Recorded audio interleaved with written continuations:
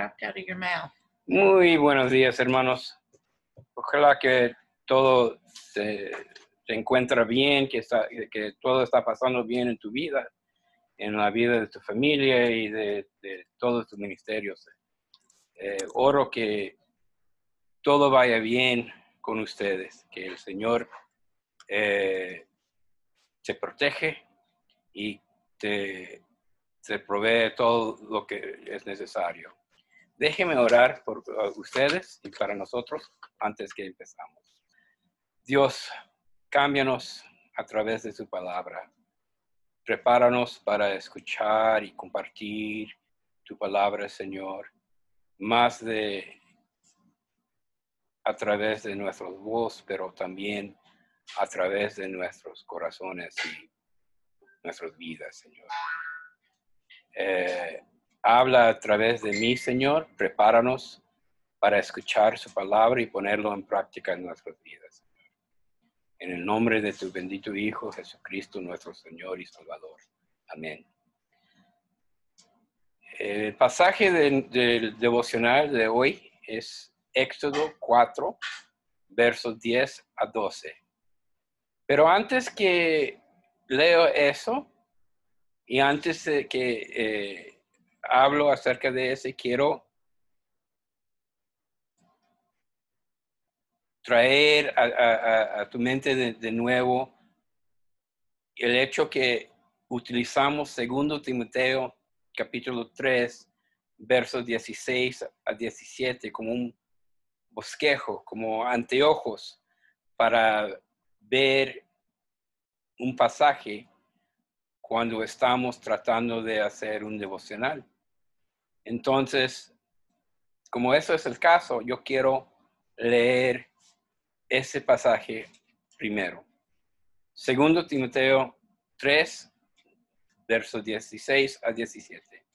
Toda escritura es inspirada por Dios y útil para enseñar, para reprender, para corregir, para instruir en justicia, a fin de que el hombre de Dios sea perfecto, equipado para toda buena obra. Entonces, cuando estamos leyendo un pasaje, queremos hacer ciertas preguntas a nosotros mismos cuando estamos leyendo. Primero, tenemos que entender el contexto del pasaje, es decir, quién está hablando, a quién está presente, qué está pasando, cuándo, dónde, por qué tenemos este verso aquí, cómo está pasando lo que está pasando. Todo esto nos ayuda a entender el contexto. También tenemos que leer normalmente el pasaje o el capítulo antes, el capítulo en donde nos encuentra el pasaje que estamos estudiando, y aún el capítulo después de este capítulo.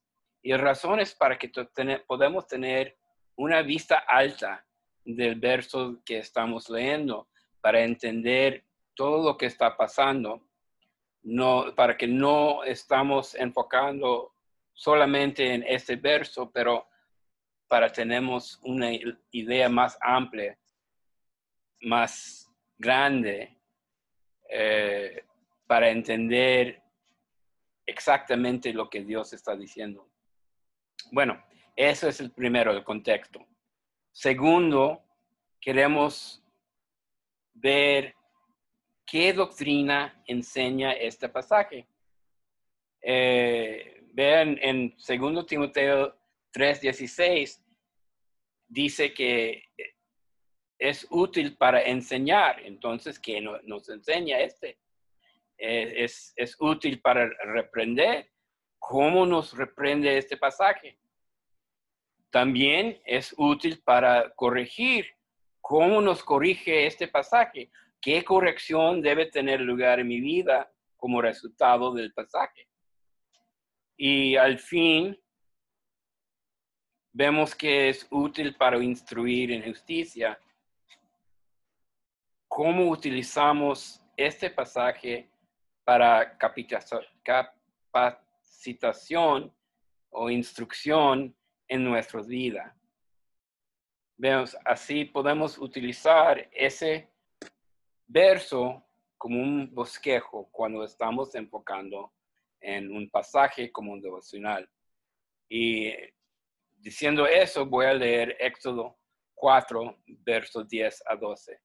Entonces Moisés dijo al Señor: por favor, Señor, nunca he sido un hombre elocuente, ni ayer, ni en tiempos pasados, ni aún después de que has hablado a tu siervo, porque soy tardo en el habla y torpe de lengua.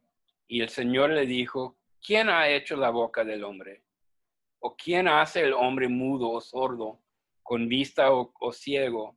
¿No soy yo el Señor? Ahora pues ve, y yo estaré con tu boca, y te enseñaré lo que has de hablar. Entonces el contexto de este es: Moisés está hablando con Dios y Dios está dando una llamada en su vida para regresar a Egipto y sacar su gente, su pueblo, Israel, desde esclavitud en Egipto. Eso es el contexto. Dios está diciendo: vaya, vean, sea mi voz en Egipto. Y Moisés está discutiendo con Dios, diciendo que no tenía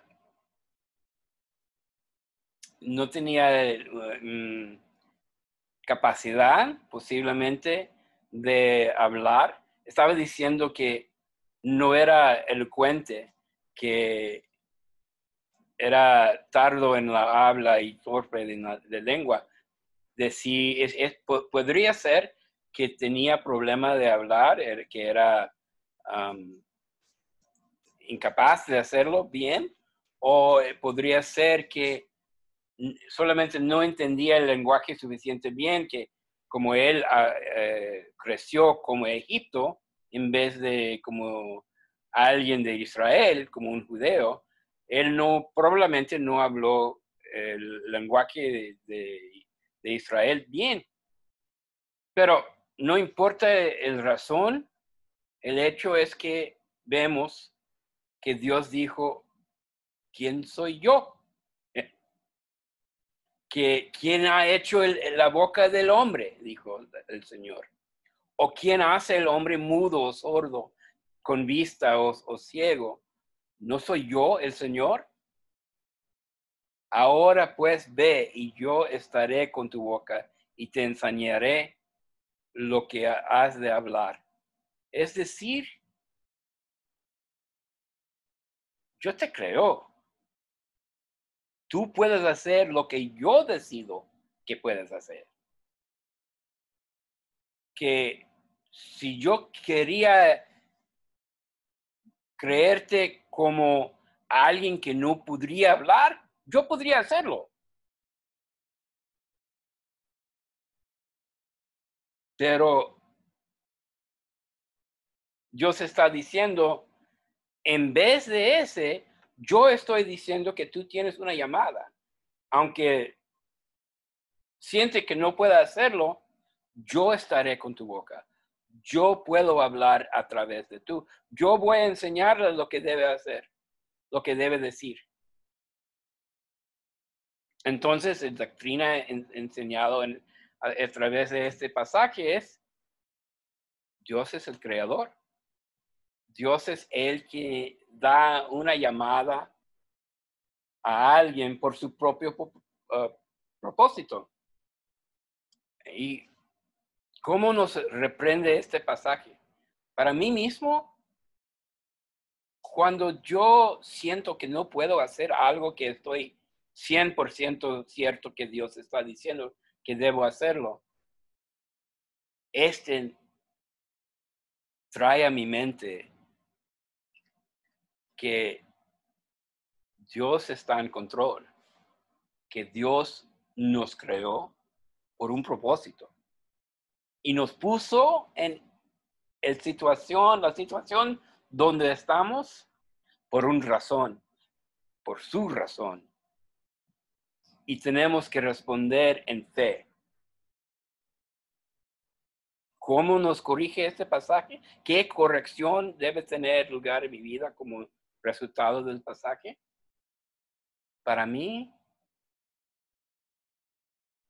más del Señor y menos de mí mismo. Es decir, el Señor debe ser en control de mi vida por mi propia voluntad. Dios sí está en control, si yo le gusto o no. Dios está en control. Si no estoy siendo que este es algo que yo quiero, no importa. Dios todavía está en control, ¿no? Como ese es el caso, será mejor si yo cambio mi corazón para someterme a Dios y hacer lo que Él quiere que yo haga. Y más, yo puedo confiar en Dios que Él va a proveer las palabras necesarias para esta situación. Él va a enseñarme lo que debo hablar. Él puede ser con mi voz, con mi boca. ¿Y cómo podemos utilizar este pasaje para capacitación o instrucción en nuestras vidas?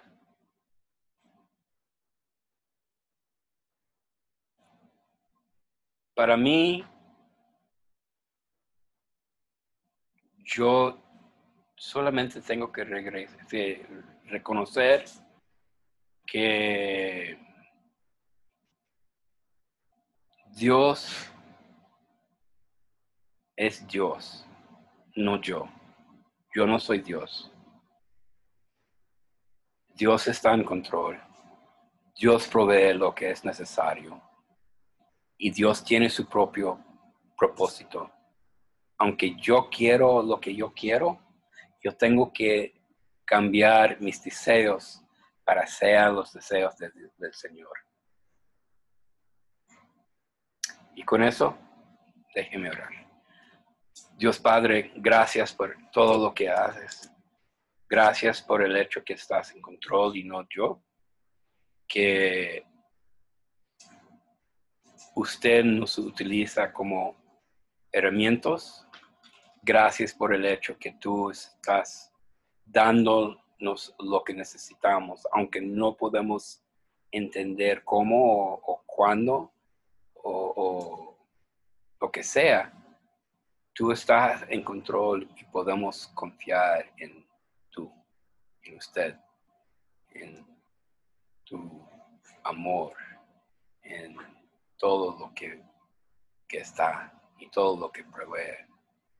Ayúdanos, Señor, para aceptar que tú estás en control y que somos sus herramientas.